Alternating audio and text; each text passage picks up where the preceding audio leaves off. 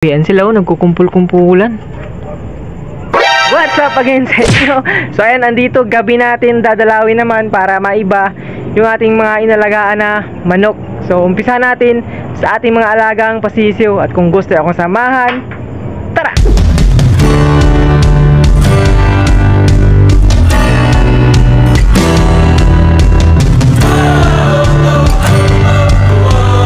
Silipin natin. So wala kasi akong pailaw dito. Meron mga ganito. Ilaw na lang talaga. Bumbilya na lang yung wala. So tara, check natin yung ating mga inalagaan na sisiw. Ayan sila nagkukumpul-kumpulan. So pagka ganitong sitwasyon, mga kanugis, dapat ihiwalay-hiwalay natin. Kaya chinecheck ko mga kanugis nang sa ganun walang magdadaganan. Kasi nagkukumpul-kumpulan sila sa patukaan natin. O ayan, hiwalay natin itong iba. Dadaganan yung mga maliliit. Kaya may nadadali pag hindi natin na ano. Ganito sila sa gabi. Ayan o, walang lamok talaga dyan sa kanila mga kanugis. Ito tayo sa isa. Check natin. Yan sila o. Ayan o. So wala tayong lamok na nakikitang lumilipad, no? Yan. So close natin kaunti. Baka may makapasok. Ayaw, di ba? Yan yung ating mga sisiw sa gabi. Yan o, diba? Napaka-clear. Wala tayong nakikitang lumilipad-lipad. Yan, maalikabok lang yan mga kanugis. So, ganito sila sa gabi. Ayan. May laman yung kanilang katubigan. Pero tatapon ko yan ngayon. Yung patukaan nila, tatapon natin yan para bukas kapag gumising sila, di agad nila nakakain yung ganito mga kanugis.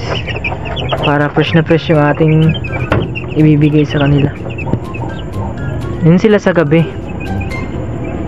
1, 2, 3, 4, 5, 6. Ito, bulik yan. Yan, bulik. Yan, kanawayon yata na puti. Yung sumunod, kanawayon. Itong sumunod, dark na kanaway. Yan sa gilid, same ng kulay nito. Yung sa gilid, babae na talisay. Yung kulay niya. Yan, close na natin. Ganito sila sa gabi. Check natin dito. Baka ito yung lock, pinakalock ko ng mga nakakis.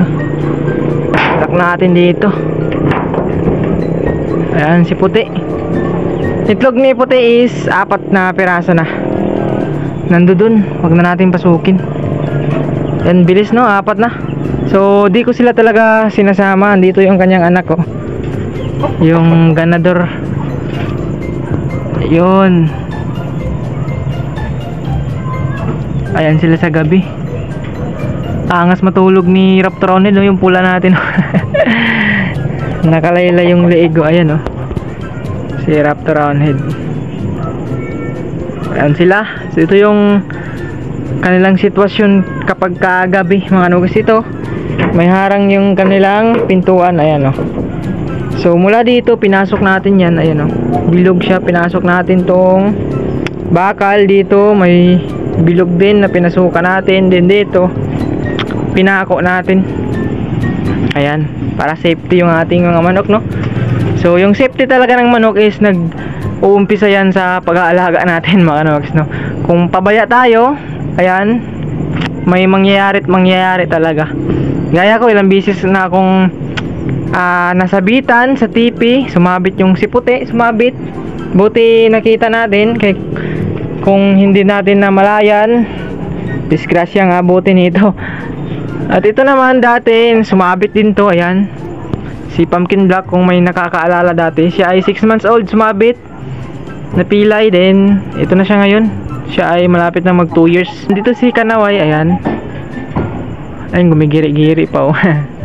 So yung kanilang tungtungan, sinadya ko talaga yan mga kanugis na hose ng yung sa mga tubig, nang sa ganun magigrip talaga nila mga kanugis, no? Para kasi kapag malaki yung ilalagay mo, kumbaga wala silang puwersa, baga panatag lang silang nakatayo or nakaupo. So yan, kapag ganyan medyo maliit na kinakapitan talaga niyan, gumagamit sila ng lakas dyan. Galing ha? Pagka sila tumayo tayo, ayan o. Ayan o. Yan, dyan sila kumukuha ng lakas.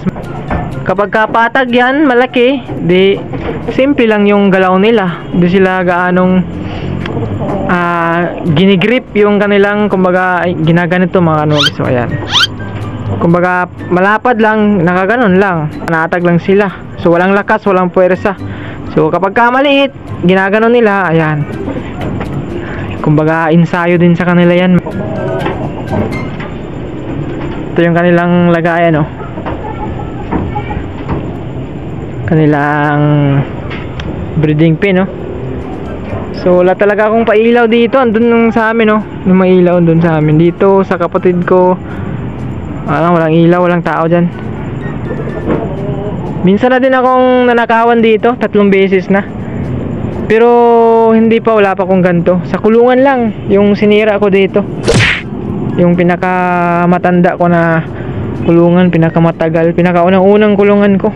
Dito sa mga pulit. Yan, sa manok ni Lods Milfy. Ito sila, oh. Si Sweater Hatch, ito naman yung kay Hapsans Game Farm.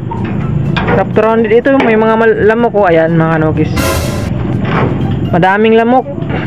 Yan yung isa sa pinakaayaw natin na mangyari sa ating mga sisiw, yung madaming lamok, kasi doon nag-uumpisa yung kanilang mga iindahin sa katawan. So itong mga malalaki na, kaya na nila mga kanugis, yung kagat ng lamok kaya na, hindi na sila natatamaan ng bulutong or kuraysa. Ayan, kaya na nila yan mga kanugis. Dito sa ano natin, ayan, si Kanawain, ito mga kanugis, bali meron na tayong gagawin dito, no. So hindi siya umitlog talaga ng tuluyan. Umitlog isang beses, isa lang talaga. So naunahan na siya ni puti.